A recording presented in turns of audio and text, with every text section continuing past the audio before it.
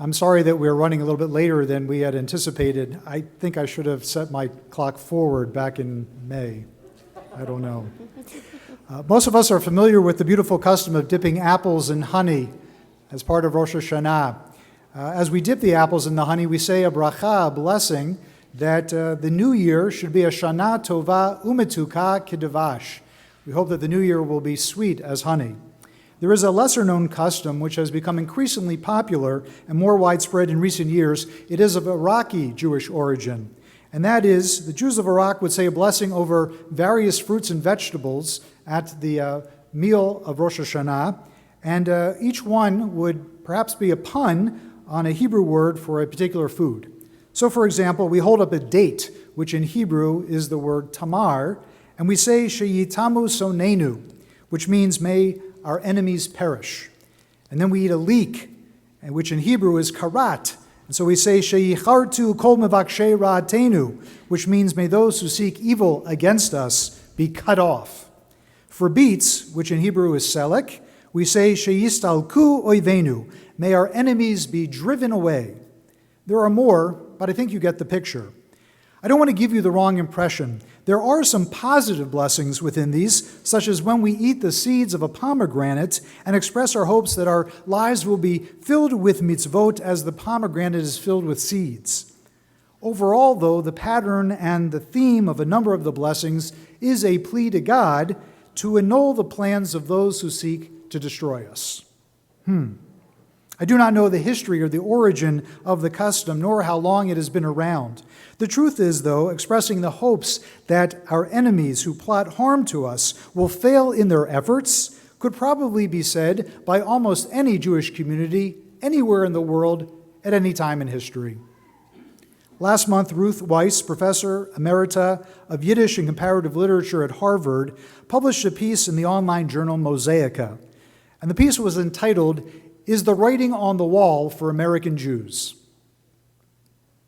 Weiss wrote, I did not think anything in American Jewish life could surprise me until an Upper East Side neighbor said to me recently that his daughter, who had moved to Israel a dozen years before, had obviously seen the writing on the wall. What do you mean? Ruth Weiss asked. I know that you're an optimist about America, he responded, but at a certain point, Jews have been driven from every place where they have settled.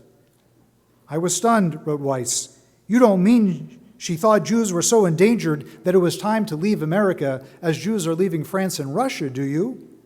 Smiling at my visible distress, my neighbor said he was surprised. Did I really not know what was going on? A few weeks later, unable to get this conversation out of my mind, said Weiss, I shared it with a professional advisor, another Jew in our neighborhood, who was similarly amused by my reaction. Did you see the man who just left my office, he asked? One of the top lawyers in his field. And that's just what he was telling me he'd been hearing from some of his clients. Had I really fallen so far behind on the subject I've been tracking for decades? Everything about the upsurge of anti-Jewish politics in the United States troubles me, writes Weiss. The role of universities, media, and cultural elites in abetting anti-Zionism, the successor and incorporator of anti-Semitism, the organization of grievance brigades against the allegedly privileged Jews, the ease with which Arab and the Islamist war against the Jewish people has found a home on the left, the electability of known anti-Semites to our government, the lone shooters who choose Jews for their targets, the underreported street attacks on visible Jews, and the timidity and the stupidity of some American Jewish spokespeople in response to this aggression. It wasn't the escalation of anti-Jewish activity that surprised me, writes Weiss, but the idea that it is therefore time for Jews to give up on America altogether. For Jews to give up on America altogether. It sounds very stark. Perhaps you're shrugging your shoulders and thinking to yourself, well, that's alarmist. That's over the top.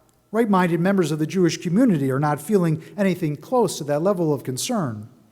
Sure, Jews have left France in droves, as conditions in their country have deteriorated for Jews, but that's not happening here.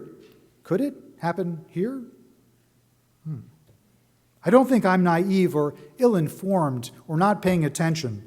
Am I turning a blind eye to the seriousness of what's going on in our country? Are we wrong to think that the anti-Semitism in this country, though certainly on the rise, is not a major threat? That it may be the news in each and every day, but that's only because the media likes to share the sensational stories. Are we missing the handwriting on the wall? Weiss suggests that the very phrase is a potent one with its own heavy Jewish associations. In the biblical book of Daniel, the Jews are in exile, surviving by their wits at the whims of the Babylonian conquerors. Daniel, who has prophesied accurately for King Nebuchadnezzar, interprets mysterious phrasing on a wall for the king's successor Belshazzar. Mene, mene, tekel upharshin. God has numbered the days of your kingdom and brought it to an end. You have been weighed in the balance and found wanting, says Daniel. Thus a gloom and doom end has been forecast, and all one needed to do was read what had been written on the wall to know that the end was nigh. Weiss would not have us be concerned about what we are witnessing in the same way, but she is not ready to give up on America either as a safe home for the Jewish community, not by a long shot. She believes too strongly in this country and the freedoms and possibilities that it has afforded Jews for nearly 250 years to suggest that it is now time for us to leave. The point she is making is that we American Jews must do everything possible to preserve the exceptionalism that is America, that is what will guarantee that we and all minorities in this country can live here safely. And yet, it would not be alarmist to suggest that anti-Semitism and anti-Israel vitriol continue to spread and permeate all sectors of our society. We all remember the horror of the murders of the Jewish Community Center of Greater Kansas City and the Jewish retirement village Shalom in April of 2014. We remember the Unite the Right rally in Charlottesville in August of 2017. And of course, the Pittsburgh Tree of Life massacre in October of 2018. And the attacks at a Chabad in Poway in California in April 2019. And the hostage-taking at Congregation Beth Israel in Colleyville, Texas, just this past December. No one needs convincing that anti-Semitism in this country, and indeed around the world, is on the rise. Andrew Anglin is the editor of the neo-Nazi website Daily Stormer. The Daily Stormer serves as a homepage for the anti-Semitic right movement and has been linked to several violent crimes. He acknowledged on a white supremacist radio show that the true purpose of the conspiracy site is to radicalize children as young as 11 years old into holding extremist beliefs. His site is mainly designed to target children and indoctrinate them into sharing his beliefs. Anglin bragged, by embracing young teens, over the next 5 years, you're going to see an entire generation that are on board with my neo-Nazi beliefs. Anglin targets socially isolated and lonely misfits and indoctrinates them to commit acts of violence and hate. Anti-Semitism is a social pandemic. It turns Jews into the symbol of whatever a given civilization defines as its most sinister and threatening qualities. Whatever role the Jew is needed for, that is the part they are forced to play. It is irrational, it is delusional, and yet it is everywhere. And frighteningly, this social disease thrives in polarizing contexts. The more divided we are, the better chances are that anti-Semitism will succeed.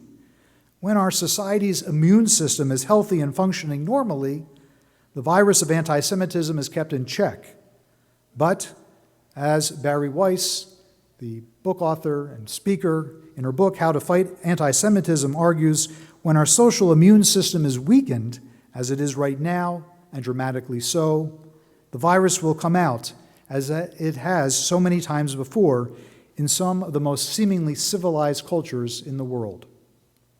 During the unrest around the world, individuals and groups have grasped at straws, trying to figure out how we could become healthy again. Unfortunately, the anti-Semitic disease we encounter today is the result of thousands of years of mutations. Aggravated by the political situation and the pandemic, individuals bound together, often on social media platforms, and bolstered the extremist views of their groups. The internet is a powerful and infectious platform for anti-Semitism. It is a new propaganda machine with a viral nature. Everyone can be a propagandist. Hate begets hate, and its common appearance makes it seem acceptable and normal. The late Lord Rabbi Jonathan Sacks, Chief Rabbi of the British Commonwealth, wrote, "Anti-Semitism is not about Jews. It is about anti-Semites. It is about people who cannot accept responsibility for their own failures and have instead to blame someone else." And then, eerily echoing Dr. Weiss, he noted, "The appearance of anti-Semitism in a culture is the first symptom of a disease, the early warning sign of a collective breakdown.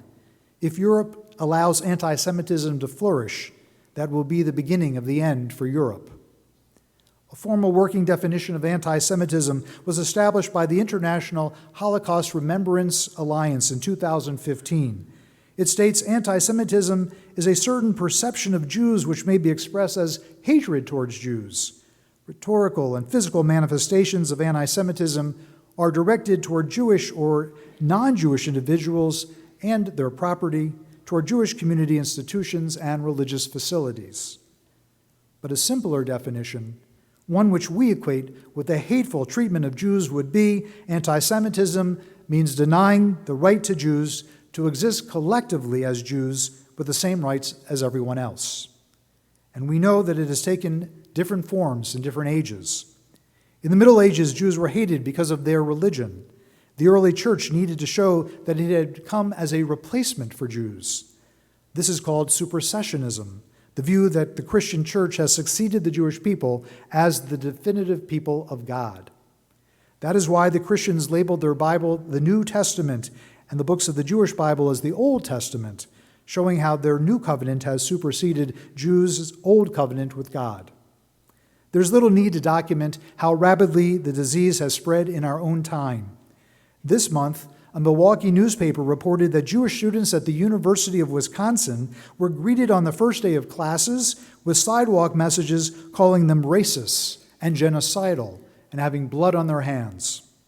While quick to condemn this anti-Semitism by name, the campus administration announced that it would make no efforts to seek out the perpetrators.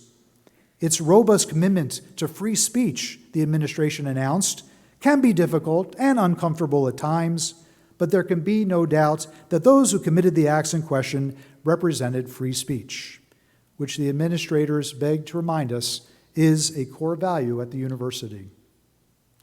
Sadly, this is but one example of hundreds across this country of anti-Semitism being experienced on college campuses. Just last month, 2 students at the State University of New York at New Paltz filed a federal civil rights complaint against the university, alleging that administrators did not adequately address issues of anti-Semitism and discrimination against Jewish and Israeli survivors of sexual violence on their campus. The incident was covered in the print media and on a CNN special that addressed anti-Semitism in America today. Incidents like these should have us not just worried, but up in arms. How can it be that Jewish students are made to feel unwelcome or worse yet, threatened on their college campuses? And how can we be blasé? How can we be blasé about the physical attacks on Hasidic Jews in New York? In April, the New York Times reported that the number of anti-Semitic incidents in New York increased by 24% just last year, to the highest levels in decades, including a surge in the number of assaults, as reported by the Anti-Defamation League. The group said it counted 416 anti-Semitic incidents across the state, including 51 assaults, the most physical assaults it had recorded since it began keeping records in 1979. The surge was part of a nationwide trend that saw 2,717 anti-Semitic incidents across the U.S., including 88 assaults, an increase of 167%. 167% over the year before. Particularly frightening, according to Jonathan Greenblatt, the head of the ADL, we had Jews beaten and brutalized in broad daylight in Midtown Manhattan, in Brooklyn, in the Diamond District. These were Jewish people wearing a kippah who were visibly Orthodox being assaulted for being Jews. I will cite one more pernicious example of anti-Semitism that occurred just last week. You may have heard that there is a hotly contested governor's race in Pennsylvania. in our own state. One of the candidates, in coded, veiled language, attacked the other candidate who is Jewish by referencing the privileged school that he attended before college. That's the Jack M. Barrack Hebrew Academy in Bryn Mawr. Some of our congregants send their children there. And he went on to say that that candidate also sends his children to the school, which is both privileged and elite, and people like this candidate have disdain for people like us. I'm sorry. Would this accuser have said the same if his opponent had sent his children to a Christian parochial school? This was an attack on a candidate's Jewishness, his Jewish upbringing, the fact that he attended a Jewish day school, the fact that he wants to educate his children as Jews, the suggestion, however veiled, that Jewish people have disdain for non-Jewish people. This is disgusting. This is revolting, and it should make us mad as hell. Sadly, I could point to other races around the country in which Jewish candidates have been demeaned, insulted, simply because they were Jewish. Is this simply politics, or is this the face of something much more egregious? How can we counterbalance this uptick in anti-Semitism? The typical response is to denounce it wherever we see it. Barry Weiss argues that this is not nearly enough. If someone calls you a pig in the street, she asks, do you walk around wearing a sign explaining that you are not a pig? Do you walk around with leaflets expostulating in detail about the difference between you and a pig? While public protests against anti-Semites is important, it will not end anti-Semitism. We are not going to change minds simply with a sign. There is one method that has been responsible for the success of the Jewish people to expand the world's understanding of Judaism with education and to wear our Judaism with pride. We must build toward a cultural and educational revival of Judaism. Many people have asked before how Jews have survived against all odds. Jewish learning, Jewish observance, Jewish strength, and Jewish achievement. These are what bring our people survival, a salvation, a future.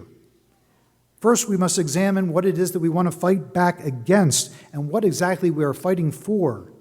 There has not been a single moment in Jewish history in which there weren't anti-Semites determined to eradicate Judaism and the Jewish people. But the Jews did not sustain our magnificent civilization because we were anti-Semites. We have sustained it because we have known who we are and why we are here. We have been lit by fires not from without, but from fires within. It is time to fight by waging an affirmative battle for who we are. We have learned about how detrimental it can be when a group comes together and amplifies each other's voices in hate. Imagine what we can do if we come together as a community to amplify words of strength and confidence and pride. Our shared narrative is what connects us. Judaism teaches us that an individual mind cannot function without community.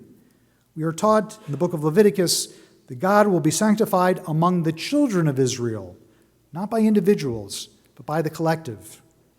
Have you ever wondered why a minyan, a quorum of 10, is needed to read from the Torah or to recite certain prayers in the synagogue? Its origin is the story of the Meraglim, the spies, who entered the land of Israel to ensure that God was telling the truth, that this is in fact a land of milk and honey, and it will be theirs.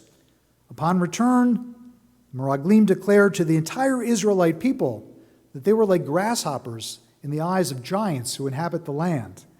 And they continued to exaggerate and eventually create their own version of reality, exclaiming that the land will devour the settlers.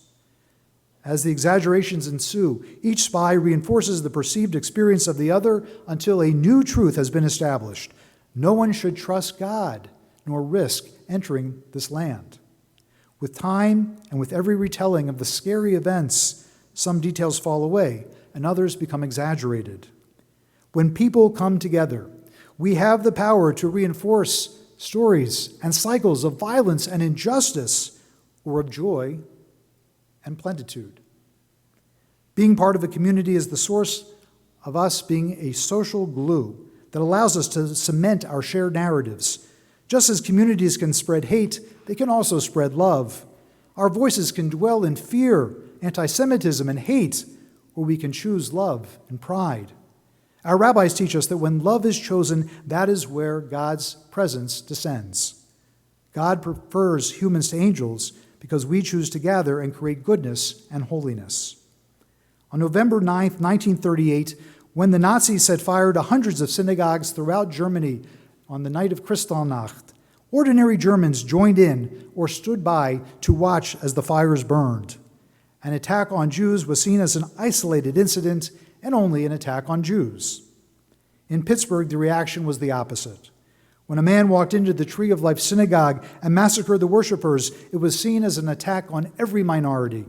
The entire community, Muslim leaders, Christian leaders, politicians, government leaders, corporations, even sports teams, stood up together and said, "No, we will not give this oxygen."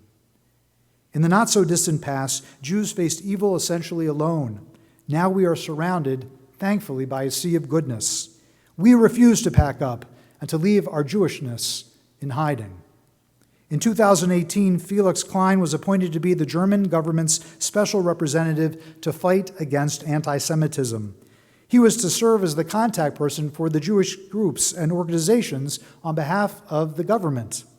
In 2019, he stated that because of routine violence against visible Jews in Germany, he no longer recommended that Jews should wear a kippah in public. What kind of message is this?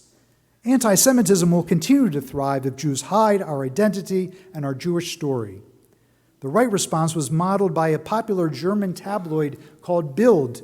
The paper printed a cutout kippah on the front page. "Wear it so that your friends and neighbors can see it," the editor-in-chief wrote. Vigils honor the dead, but don't do much for the living. But solidarity does. That's what we need. Standing proud and confident as Jews, this is what will turn the tide. After experiencing a period when we were unable to pray and socialize as a community in person, we have experienced the spiritual depredation that comes with isolation. We have seen how easy it is for anti-Semitism to spread like wildfire on social platforms. Having re-entered our places of worship, we need to unite in the recollection of our own holiness. We must celebrate our uniqueness and build the next link in the Jewish chain. Ultimately, the only response to this moment is to practice a Judaism of affirmation. This is our inheritance. This is our legacy. We are people commanded to bring light to the world. Do we believe in our own story? Can we make it real once again? I believe we can. I believe we must. There is much in the psychological literature differentiating hope from its cousin optimism, but I prefer the explanation of the late Lord Rabbi Jonathan Sachs. He teaches that optimism is the belief that things are going to get better, while hope is the belief that if we work hard enough, together we can make things better. It needs no courage, just a certain naivete to be an optimist, but it takes great courage to have hope. No Jew, knowing what we do today about our history and our past, can be an optimist, but no Jew who is a true Jew can ever give up hope. As we begin a new year, let us resolve to make it a good year, a year of pride, a year of affirmation, and a year of hope. Amen.